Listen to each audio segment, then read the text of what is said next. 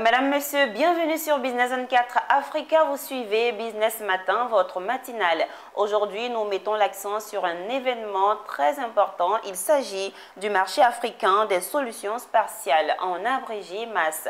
Ne partez pas, restez avec nous pour découvrir les détails.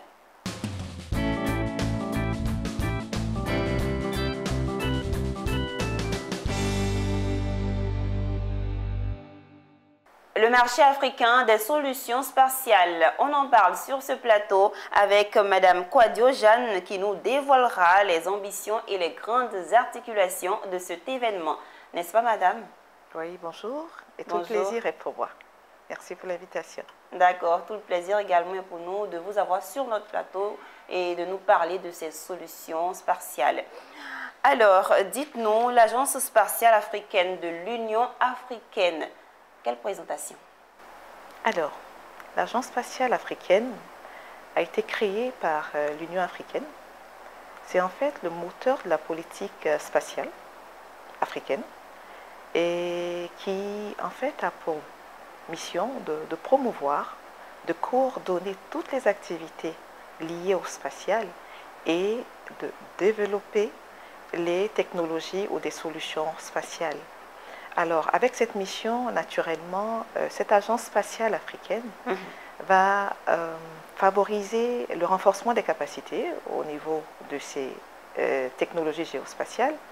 Elle va favoriser la collaboration interafricaine, donc entre les États membres, et puis elle va développer des solutions spatiales qui vont répondre aux besoins spécifiques des États membres.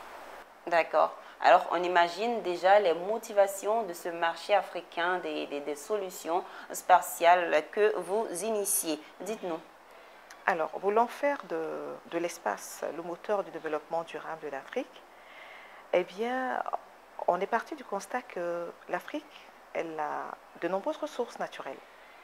Malheureusement, elle est confrontée également à de nombreux défis socio-économiques et environnementaux qui vont s'accélérer dans le temps. Du coup, les méthodes traditionnelles s'avèrent limitées. Il faut trouver de nouvelles méthodes qui aillent au rythme de ces défis-là. Et finalement, ce fut les technologies géospatiales qui ne sont plus une option pour le développement ou pour accélérer le développement durable de l'Afrique. C'est dans ce contexte-là que finalement, MAS, le marché africain des solutions spatiales, va se positionner. D'accord. Et la toute première édition se tiendra du 6 au 8 mai 2025 au Parc des Expositions d'Abidjan. Présentez-nous donc le programme de cette rencontre. Alors, vous l'aviez bien dit, hein, MAS 2025 est la toute première édition qui aura lieu du 6 au 8 mai 2025 au Parc des Expositions. Et MAS, ce marché-là, veut en fait transformer les opportunités des technologies spatiales en solutions concrètes viables que les États membres pourront utiliser pour régler justement les problèmes et relever les défis dont nous avons parlé. D'accord. Donc de ce fait-là, l'événement va être meublé par différentes activités, notamment des expositions. Donc nous attendons environ 300 stands.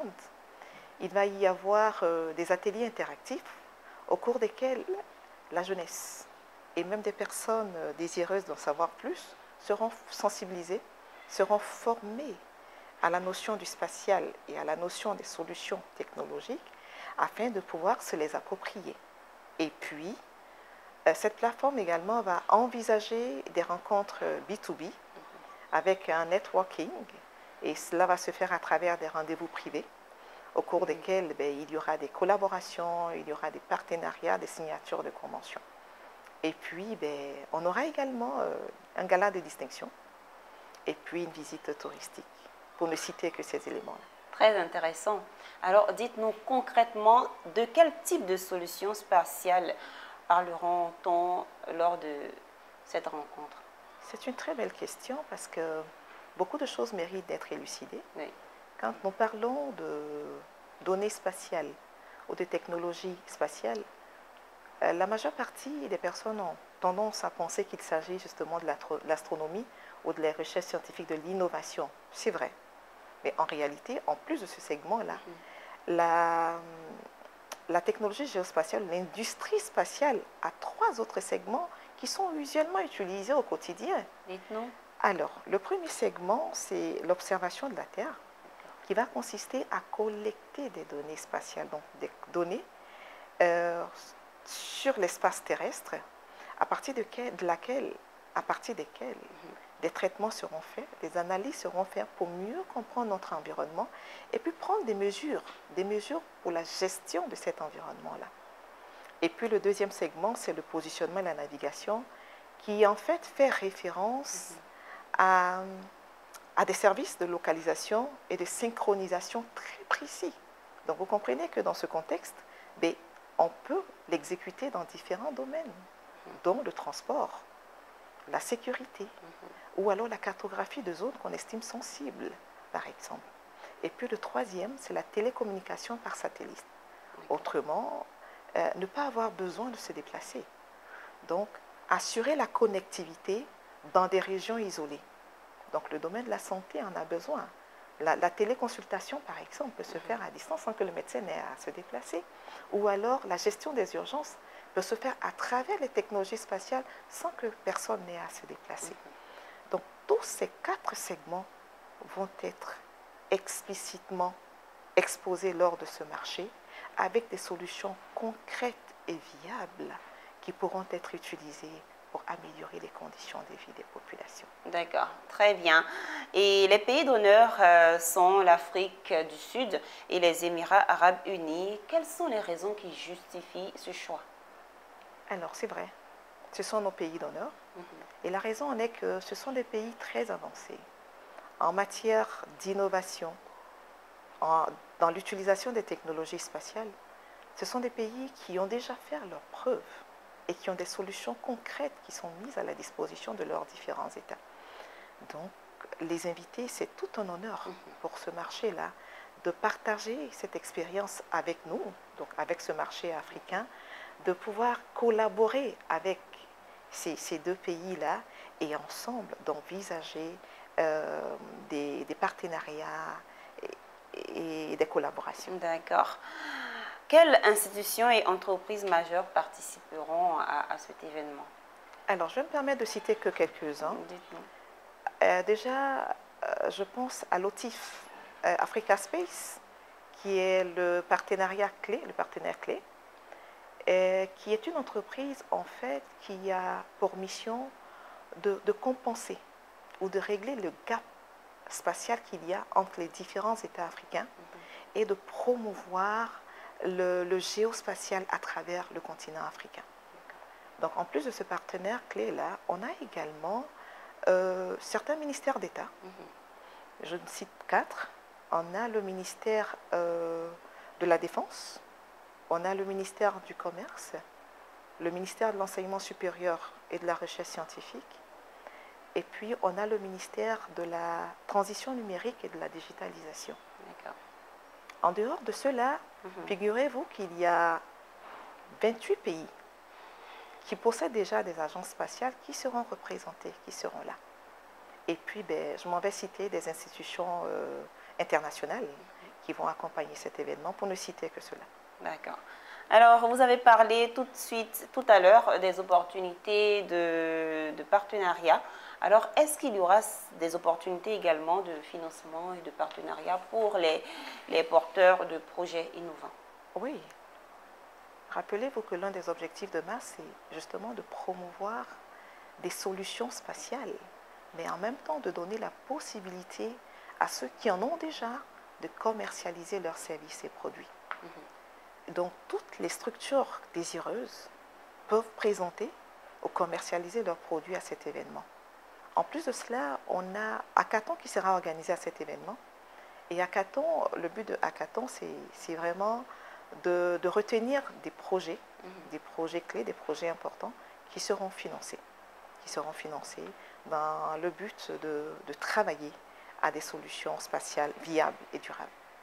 Et puis, l'un des objectifs de MAS, c'est de promouvoir les sciences géospatiales, mais c'est aussi les collaborations et la signature de conventions et de partenariats qui pourront aider au financement de projets financement de programmes pour atteindre l'objectif que Mars s'est fixé. Alors, dites-nous combien de participants sont attendus à cette première édition?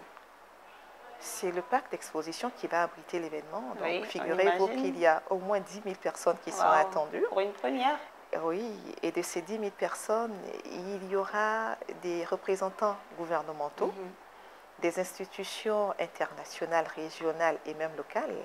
Il y aura également des structures privées et publiques. Il y aura également des enseignants-chercheurs et des chercheurs, des étudiantes, mais en tout cas, toutes les structures intéressés par la thématique du spatial ou des technologies spatiales sont invités parce que le constat a été fait, c'est que certaines structures ou certaines compagnies travaillent déjà à des solutions géospatiales sans qu'elles ne s'en rendent compte. Donc c'est le lieu pour elles de venir apprendre ce que c'est et puis justement d'offrir leurs différents services aux produits à ces États membres qui seront présents. Et puis en plus, on a le grand public. Toutes les personnes peuvent venir. Alors, pour y avoir accès, il faut s'inscrire, bien évidemment. Et l'inscription est gratuite pour le grand public. L'inscription, elle va se faire sur le site de l'événement, donc www.mas.ci. À partir de laquelle des inscriptions, eh bien, des badges seront générés aux différents participants pour qu'ils aient accès à l'événement, au marché. Et en plus, pour la presse, on invite également la presse à s'inscrire également sur ce même site pour y avoir leur accréditation presse. On sera là. Alors, madame, dites-nous, est-ce que vous avez des attentes? Dites-nous vos attentes. Oh oui, vu l'importance de ce marché, vu l'exclusivité et l'unicité de ce marché, vu tous les partenaires qui seront présents, ainsi que toutes les structures importantes et organisationnelles dans le domaine des technologies spatiales, eh bien, nous ne pouvons qu'inviter tout le monde à venir à cet événement, à rejoindre Mars 2025 pour transformer l'espace en moteur de progrès pour l'Afrique. D'accord, alors le message est bien passé. Merci Madame Mafoué-Jeanne. Je rappelle que vous êtes professeure des universités, spécialiste en télédétection et système d'information, experte à l'utilisation des données spatiales. Merci d'avoir été sur notre plateau. À très bientôt. À vous, nous disons merci de nous avoir suivis. Retenez ces dates du 6 au 8 mai 2025 au Parc des Expositions d'Abidjan pour la première édition du MAS, entendez, marché africain des solutions spatiales. Merci également à notre équipe de réalisation. À bientôt.